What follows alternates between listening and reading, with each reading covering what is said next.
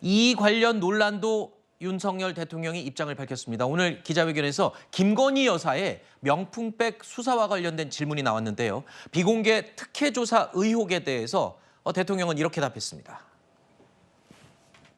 제 예를 들면 저도 검사 시절에 전직 대통령 부인, 전직 영부인에 대해서 멀리 자택까지 직접 찾아가서 조사를 한 일이 있습니다.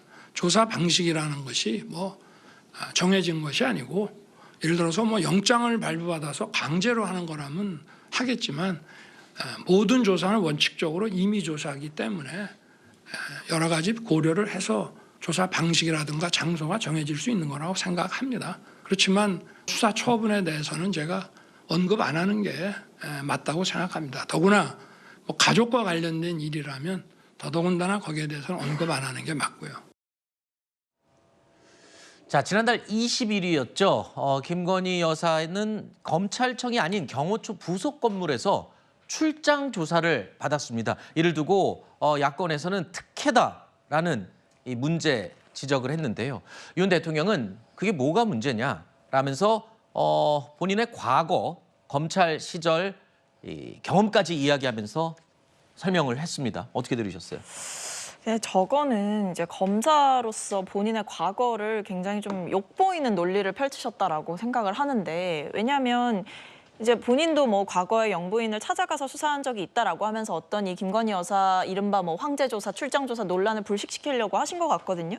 근데 문제의 본질은 단순히 출장조사에만 있는 것은 아니죠. 출장조사뿐만 아니라 이 외에 어떤 일들이 있었냐를 좀 짚어봐야 된다고 생각을 합니다. 예를 들면 이원석 검찰총장 패싱 문제가 있었죠. 그러니까 조사하면서도 검찰총장에게 제대로 보고가 되지 않았던 일도 있었고, 그 이전으로 거슬러 가보면 이원석 검찰총장이 법 앞에 예외도 특혜도 성역도 없다를 강조하면서 김건희 여사와 관련된 수사 전담팀을 꾸려서 검찰청 소환까지도 사실은 내부적으로 검토하고 있었다는 것이 드러나지 않았습니까? 네. 근데 그때 보면 그 신속 수사라든지 전담팀을 꾸린 지 얼마 되지도 않아서 검찰총장을 보좌하는 직책들의 그 인사가 나고, 그다음에 서울중앙지검장이 교체되고 차장검사들이 이동하고 이런 일들이 있었습니다. 그러니까 사실상 수사를 어떻게 보면 공정하게 실시하려고 했던 검찰총장의 의지를 완전히 꺾어버리는 인사가 있었던 것이고, 네. 그 외에도 이번에 김건희 여사가 조사받는 과정에 어떤 김건희 여사 측에서 먼저 이제 장소를 조율하고, 그리고 어떤 주제로 어떤 내용으로 이제 조사를 할 거냐, 이 부분에 대해서 사실상 조율이 있었다라고 하잖아요. 그리고 검사들이 다 핸드폰 제출하고 수사를 했다라고 하고, 이런 어떤 절차적인 공정성 또는 과정 가운데 검찰총장에 대한 패싱 문제, 이런 것들이 존재했음에도 불구하고 과연 이게 공정한 조사였다고 할 수 있겠느냐. 그러니까 과거에 검사를 하셨잖아요. 그럼 저렇게 말씀하시면 안 된다고 생각합니다. 네. 오늘 대통령께서 저 부분에 대해서 말씀하신 것 중에는 수사 처분에 대해서는 대통령이 언급하지 않는 게 맞다. 더군다나 가족에 관련 일은 언급하지 않는 것이 맞다. 그 부분 말씀에 저는 방점이 찍혀 있다고 봅니다. 그러니까 지금 아직 최종적인 처분 내려지지 않았잖아요. 그리고 수사심의위원회가 소집될 예정이고, 그러면은 대통령의 배우자가 당사자인 사건이니까 대통령은 거기에 대해서 사전적으로 말씀을 안 하시는 게 맞죠. 그런데 아까 이제 조사 장소나 방법이나 이런 것들은 이미 조사가 이루어졌습니다. 그러면 거기에 대해서 어떤 사후적인 소회를 말씀하실 수는 있다. 저는 그런 차원일 것으로 이해합니다. 네, 저도 기억이 나는 게 이게 두 가지 부분에서 답변을 하셨습니다. 그러니까 아까 말씀하신 대로 이원석 검찰총장이 수사심의위원회에 해당 사건을 넘긴 부분, 그리고 또 검찰이 무혐의 결정을 내린 부분, 이 부분에 대해서는 대통령으로서는 준사법기관의 결정에 대해서 이렇게 얘기를 하는 것은 적절치 않다라고 가름을 했고요. 추가적으로 얘기를 하면서 그 얘기를 했습니다. 이 영부인 조사와 관련된 이야기. 그렇죠? 그런데 이 검찰이 수사를 제대로 못했다는 이유가 유죄 증거를 제대로 확보를 못했기 때문에 무혐의 종결로 갈 수밖에 없는 시나리오가 나오는 거예요. 그리고 특혜 논란이거든요. 네. 이 특혜 논란에 대해서는 검찰총장이 인정을 했어요. 그리고 중앙지검장이요, 본인의 불찰이라고 했어요. 그럼 이분들의 말은 뭐가 되는 겁니까?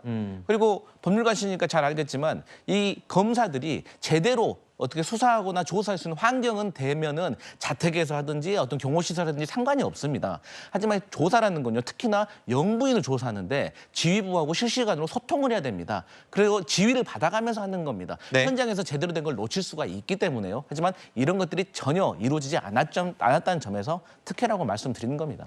알겠습니다. 근데 그게 그 수사 방식이라는 게 법에도 보면은 수사 소환할 때는 임의 수사거든요. 저것은 이제 영장을 발부해가지고 피의자를 데려오는 게 아니고 출석할 의사가 있는 경우고, 그러니까 2년 동안에 계속 1년 동안에 8개월 넘도록 소환을 못했잖아요. 이준석 총장이 있을 때. 그래서 임의 수사의 경우에는 장소하고 시기를 조율하게 돼 있어요. 변호인하고 같이. 그러니까 조율한 거고, 특히 이제 신분 자체가 현역 대통령의 배우자이기 때문에 경호 문제도 있잖아요. 감안해가지고 수사팀이 결정한 거죠. 그러니까 누가 지시했다는 게 나오지 않잖아요. 그다음에 우리 박채고 의원께서 말씀 주신 대로 인사가 있긴 있었죠. 그런데 그분들이 2년 넘게끔 차장 검사를 하고 있었고 지검장을 하고 있었어요. 보통 1년이면 갈리거든요. 그러니까 인사 시제랑 맞물린 것이고, 특히나 수사팀 자체 부장검사 이하는 갈리지 않았거든요. 그러니까 오히려 거꾸로 얘기하면요, 부장검사팀 이하의 수사팀이 결정한 것을 이준석 총장이 간섭한 걸로 해석할 수 여지도 없잖아요. 있는 거예요. 이건 시각에 따라 다른 거기 때문에 네. 저는 이런 절차적인 문제 때문에 수사 결과에 대한 공정성 문제를 제기하는 것은 맞지 않다라고 봅니다. 네.